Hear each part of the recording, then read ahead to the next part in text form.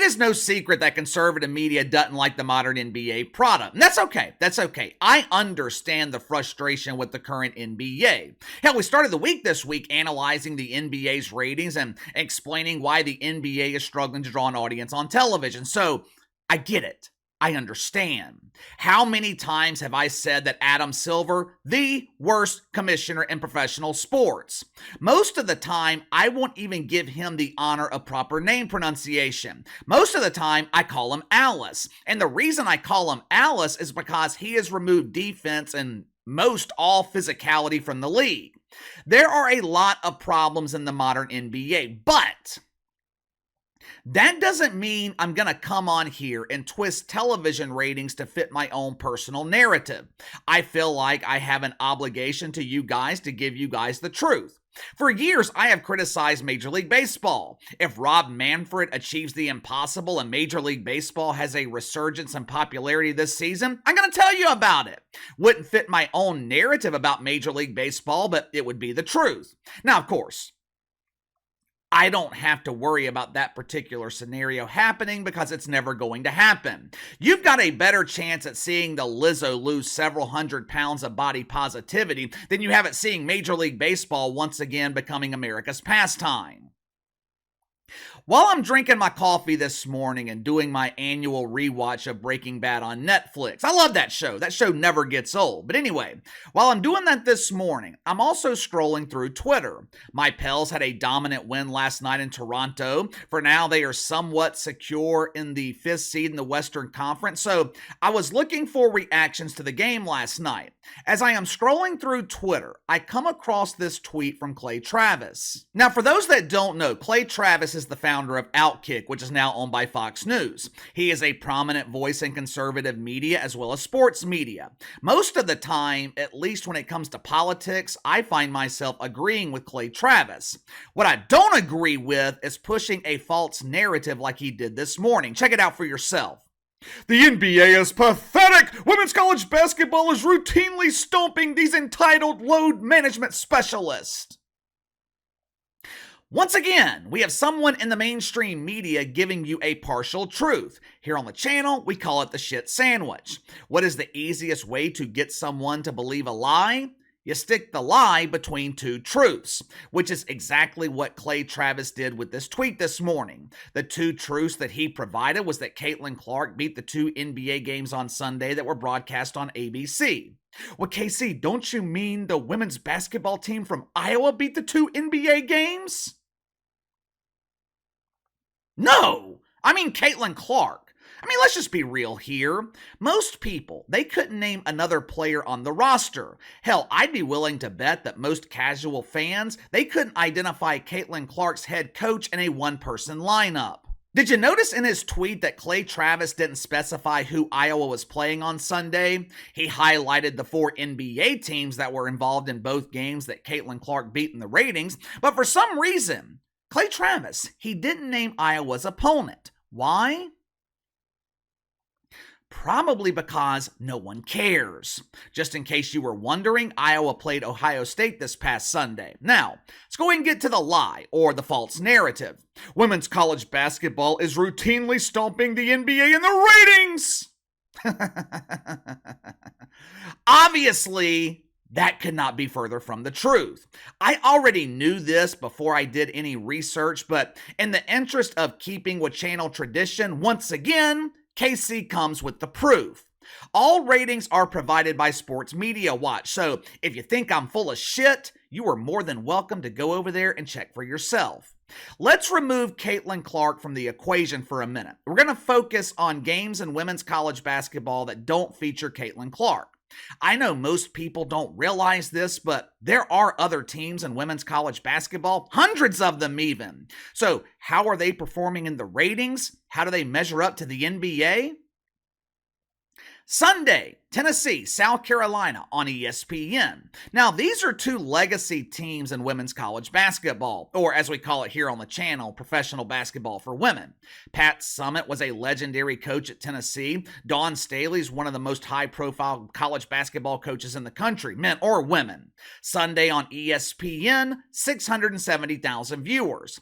Now, that is a great number for women's professional basketball, but we're not comparing them to their own ratings from the past. Since Clay Travis wants to compare them to the NBA, that is exactly what we're going to do. The NBA easily pulls over 1 million viewers on ESPN. If I remember correctly, I think the NBA is averaging 1.6 million on ESPN this season. But let's keep going. Duke, North Carolina, also on ESPN this past Sunday. Once again, two powerhouse programs in basketball, two high-profile teams. 371,000 viewers. Louisville, Notre Dame, ESPN, Sunday, 356,000 viewers. Well, KC, this isn't fair. You are cherry picking on one particular day. There's heavy competition on Sunday afternoons in sports. Okay, fine. Clay Travis was cherry picking too, but that's okay. Let's take a look at Thursday, February 29th. Thursdays are usually a light day in sports. Their only competition was the NBA doubleheader on TNT and spring training in Major League Baseball. Correction! Their only competition was the NBA doubleheader on TNT. Virginia Tech, Notre Dame, primetime ESPN, 430,000 viewers. LSU, Georgia, primetime ESPN2, 202,000 viewers. Both NBA games that night on TNT, 1.3 million. Well, KC, this isn't fair. Again, you pulled ratings for teams without star players. You can't compare them to the stars from the NBA. Well, shit! It's hard to find star players in women's college basketball, but okay, fine. Let's go to Sunday, February 25th.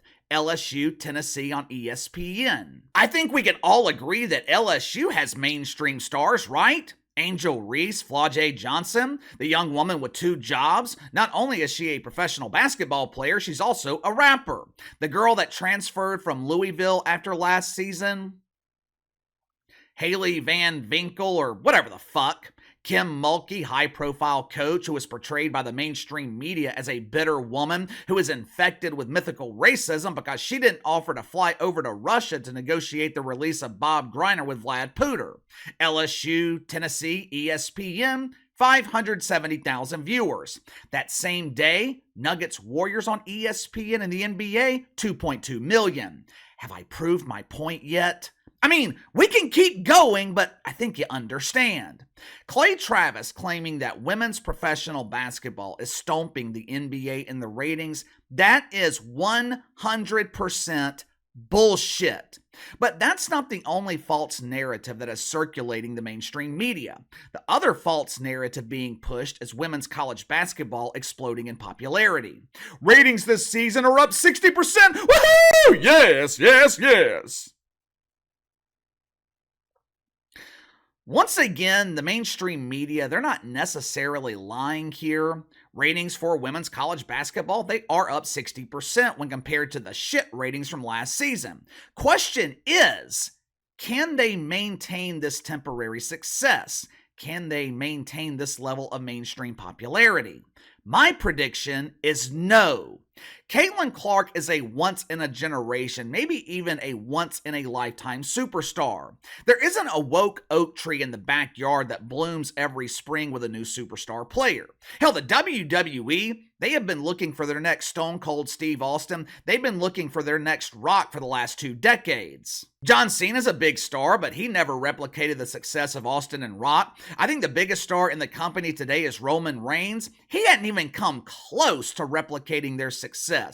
Took a once-in-a-lifetime superstar to push women's college basketball into the mainstream. What happens next season when Caitlin Clark is gone? Who is the next face of women's college basketball? Who's the replacement? The short answer is there isn't one. Angel Reese is already a household name. She's drawing 500,000 on ESPN. I keep saying this over and over and over. I have been saying this since last March. Women's college basketball is not the draw. We have decades of data that tell us women's college basketball isn't the draw. Caitlin Clark is the draw. There's a huge difference between someone tuning in to watch a basketball game and someone tuning in to watch a basketball player. Look at what happened to the NBA when Michael Jordan retired. Ratings plummeted. Why? Because casual fans, they weren't watching basketball games. They were watching a basketball player. The Bulls, they were a pop culture phenomenon in the 90s and everyone wanted to be a part of the moment. Same thing's happening right now with Caitlin Clark. People are curious. They want to know what all the hype is about. People want to be part of the moment. What happens when that moment passes, which is exactly what is going to happen here in about 4 weeks? What happens when the moment passes? Everything returns to normal. And for women's college basketball, returning to normal means returning to irrelevance. Look, I am not pointing this out to be a meanie. You're a misogynist. You're hurting my feelings. Fuck your feelings. The truth doesn't care about your feelings, and neither do I. I love the NBA, but that doesn't mean I'm going to twist facts to fit my own narrative. I have no problem with women's college basketball. Now, I have openly admitted on several occasions that I can't stand the WNBA dump, but I don't have a problem with women's college basketball. If they prove me wrong and they succeed without Caitlin Clark next season, that's great. That's great. I'll tell you I was wrong. I have no problem admitting it, but I don't think I'm going to be wrong. I just told you the ratings for games that don't feature Caitlin Clark. Where is the supposed popularity? Yes, there have been a handful, maybe a couple of games this season that have performed well on Fox, but we're talking big picture here. Overall, women's college basketball is not a draw. If it was, Fox, CBS, ABC, they would have wall-to-wall coverage every weekend of women's college basketball. You know why they don't? Because when Fox puts Villanova and Creighton in their big noon spot on a Saturday afternoon, they draw 304,000 viewers. But give me your thoughts on this. Clay Travis claims that women's college basketball routinely stomps the NBA in the ratings. A clearly false narrative that couldn't be further from the truth.